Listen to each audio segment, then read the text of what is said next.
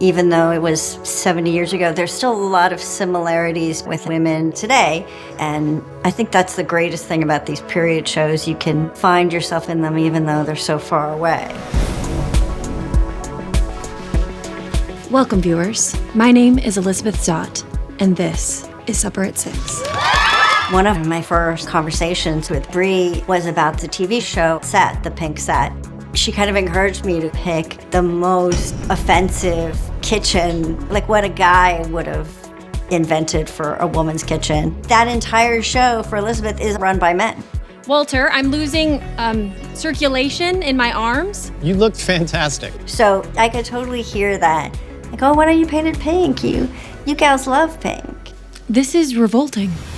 Working with Kat and the DPs, naturalism was like the most important point for the costumes. The evolution of Elizabeth's lab coat is really interesting. She wears it at home to cook in, and then of course at work when she's a chemist, she also wears a lab coat.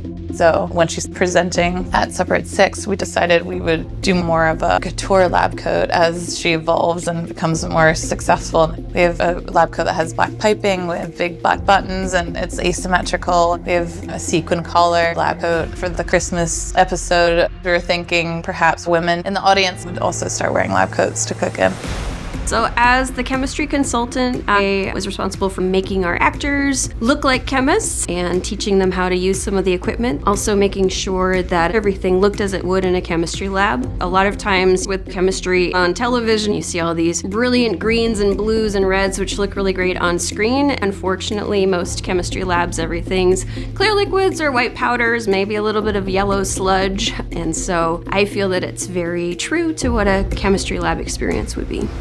Working with all these women on lessons in chemistry behind the scenes and in front of the camera was incredible. The craftsmanship that has gone into this is so exciting. Every detail we fussed over. We didn't hold back, which was really amazing.